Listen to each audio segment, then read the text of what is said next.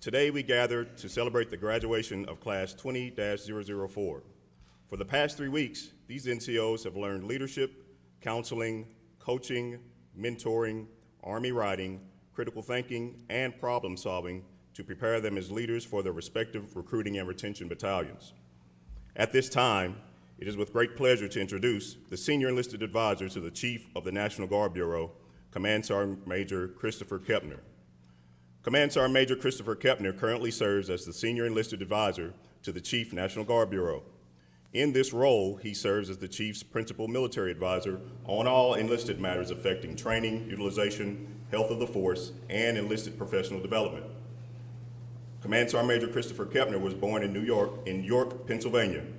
He enlisted in the United States Army in October of 1980 and attended basic and individual training at Fort Benning, Georgia.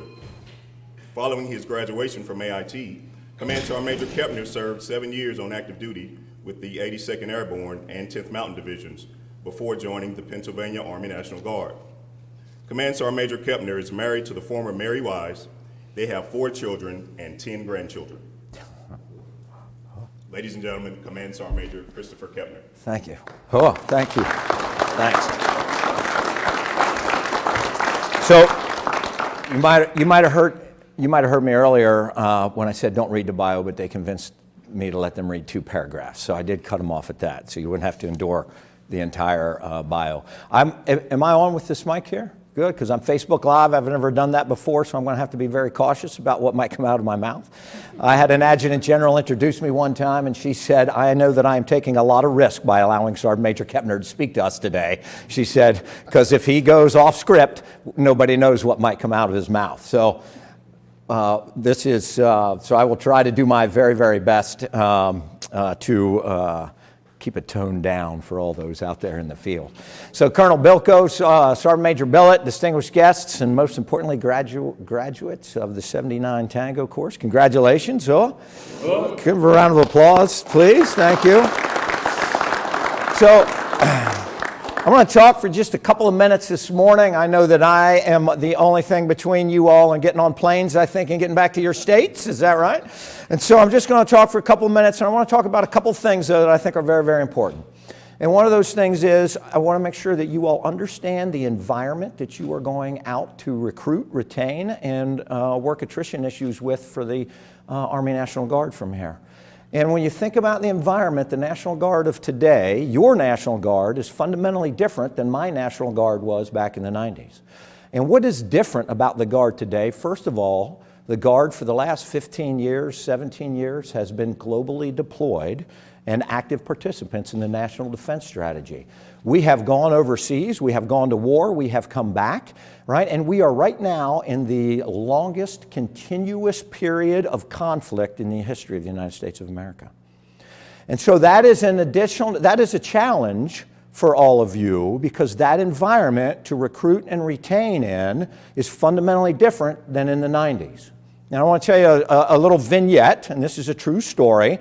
And back in the 90s, sometimes I think the National Guard, we were our own worst enemy, because back in the 90s, nobody thought we were going to go anywhere. Before 9/11, nobody really thought the Guard was going to go anywhere. And I'll tell you a recruiter story. So I went down and I was a first sergeant. And so I got off active duty. I was a long-range surveillance detachment sergeant. And then I got promoted to first sergeant. And I was going to go down to be an infantry company first sergeant. And I was fired up. And I was thinking, I'm going to go down here and I will have 120 steely-eyed warriors standing on the drill floor waiting to go anywhere in the world and kill the enemy. And I was going to be a first sergeant in that company, the most lethal force in the United States Army. So I went down to my first drill. And when I went down to my first drill, there was like, I said, fall in. And there was about 8 people over here in one platoon. 9 people over here in another platoon. There was a group of soldiers over here that just thought they probably didn't need to even go to formation because they were just BSing over in the corner.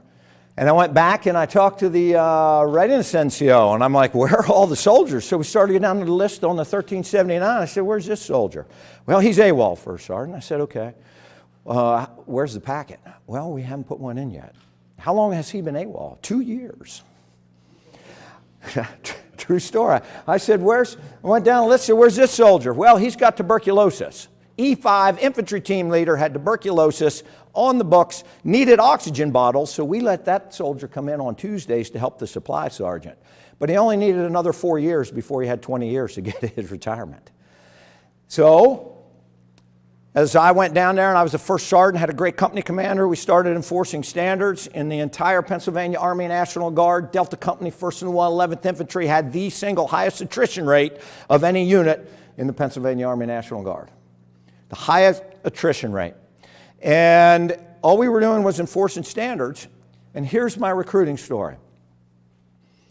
I had this new soldier show up into my formation, obviously overweight, obviously did not meet standards. And I talked to the recruiter and I said, and prior service, I said, what are you doing? I said, you're putting in a soldier who on day one I have to flag by regulation and put on the overweight program. And this is what the recruiter told me back then. He's a body. That's what the recruiter told me back in the 90s. Ladies and gentlemen, we are not that National Guard today. And what you all do at the very tip of the spear is ultimately and so important to the future of the National Guard, because we don't need bodies, ladies and gentlemen, to be active participants in the national defense strategy. We need warriors. We need refuelers. We need infantrymen. We need Cav Scouts. We need administrative. We need soldiers who join to do their job. And quite frankly, what amazes me is even after 15 years of war, the young men and women today that I have the privilege of talking to and the patriotism in America, that's why our soldiers join. They don't join to sit at home and wait for the next snowstorm. That's our Major Kepner's opinion. They don't wait for, they don't join to do that. They want to do their jobs. And when I talk to the young men and women in the National Guard today, what they tell me all the time is they're not worried about deploying. They're worried that deployments will stop. They want to do their job downrange. And that's the environment that you all are going into, to recruit and retain. Now, I'll tell you this, and I'll kind of close with this. I said that your job is so important to the future of the National Guard. And I said that we don't need bodies, we need warriors. Remember this, you will get a lot of pressure to retain, you will get a lot of pressure to recruit, you will get a lot of pressure to reduce attrition. And that is important that we do all the right things. But remember this, not everybody deserves to wear the cloth of our nation. You will be in positions, right, where you will be forced to, not forced, but you may have to make a choice. Is this the right person or not? To either meet a recruiting goal, or you will have a choice, should we keep this person in even though they need oxygen bottles and they show up on Tuesday because they're afraid? You've got to have the intestinal fortitude to make the right choices. Because we need warriors and we need young men and women, and you all are at the tip of the spear. You will shape the future of the National Guard by the decisions that you make and who you put in. And finally, I'll say one more thing. Nothing frustrates me more. Remember, you all are the face of the National Guard to the young men and women that you interact with. They will paint a picture of the entire National Guard by how you carry yourself and by how you appear. Just yesterday, I was looking at LinkedIn, and there was a picture on LinkedIn of a National Guard soldier that obviously did not meet standards. That frustrates the heck out of me when I see things like that, because you know why? People will paint a picture of the entire National Guard because of that. And how somebody let that happen is beyond me. But they will paint a picture of the National Guard. Ladies and gentlemen, always meet standards. I can't tell you how important that is. When you go into a high school, when you go anywhere, you are the National Guard to these young men and women who are not yet in the Guard. How you carry yourself is ultimately extremely important to our business model and to our image. So I just want to say thank you for everything you do. Thank you. You have a very, very tough job ahead of you. But I know that with sergeants like you at the tip of the spear, as I look forward to retirement, our National Guard is in good hands. So thank you all very much.